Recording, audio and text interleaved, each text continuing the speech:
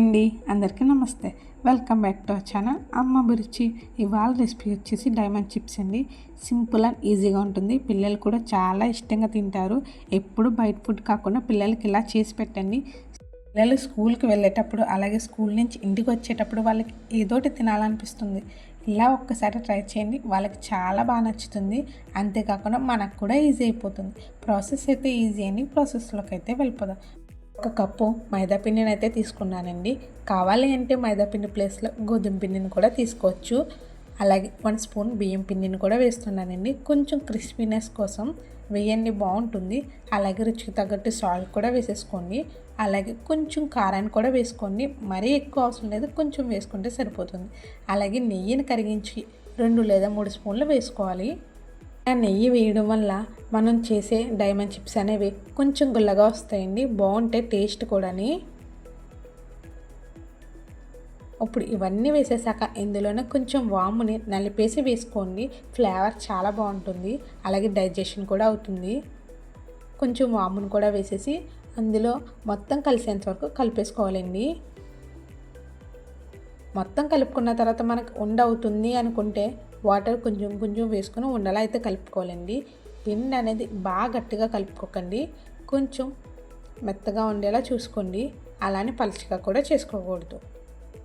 Water వేసుకుంటూ కొంచెం కొంచెం కలుపుకొని ఉండలా అయితే తయారు చేసుకోవాలండి. మీరు కనుక ఫస్ట్ టైం నా ఛానల్ చూస్తుంటే కనుక ఖచ్చితంగా వీడియో నచ్చితే లైక్ చేయండి, షేర్ చేయండి, సబ్స్క్రైబ్ చేసుకుని వెళ్ళండి. పక్కనే ఉన్న బెల్ ఐకాన్ నొక్కి ఆల్ అని నొక్కండి. దానివల్ల నేను పెట్టిన ప్రతి వీడియో మీకు నోటిఫికేషన్ అది వస్తుంది. మీరు చేసేటప్పుడు మీ పిల్లలు మీకు హెల్ప్ చేస్తారో లేదో తెలియదు, కానీ నేను చేసే ప్రతి దాంట్లో మా పిల్లలు చెయ్యి అయితే ఖచ్చితంగా ఉంటుందండి. నేను చేస్తుంటే మా చిన్న పాప కూడా తను కూడా చేస్తానని చేస్తుందండి. ఇలా కలిపేసి కొంచెం సేపు పక్కన పెట్టుకోవాలండి. ఒక 10 నుంచి 15 నిమిషాలు పక్కన ఉంటే సరిపోతుందండి. మూత పెట్టుకొని అప్పుడు పక్కన పెట్టుకోండి. అలా పక్కన ఉంచాక మళ్ళీ తీసుకుని ఒకసారి కలిపేసుకుని మనకి ఏ సైజులో కావాలితే ఆ సైజులో ఉండలను అయితే చేసుకోవాలండి. ఇప్పుడు దీనిని కొంచెం పొడిపిండి వేసుకోవాలండి. పొడిపిండి జల్లుకుంటే చపాతీలా అయితే చేసుకోవాలండి.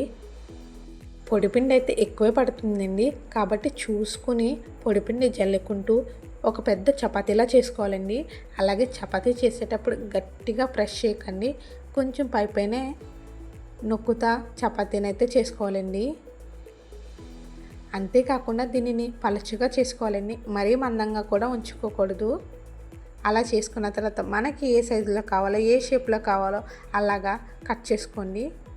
అలా కట్ చేసుకున్న తర్వాత చాకుతోనే తీసేయండి, ఈజీగా వచ్చేస్తాయండి.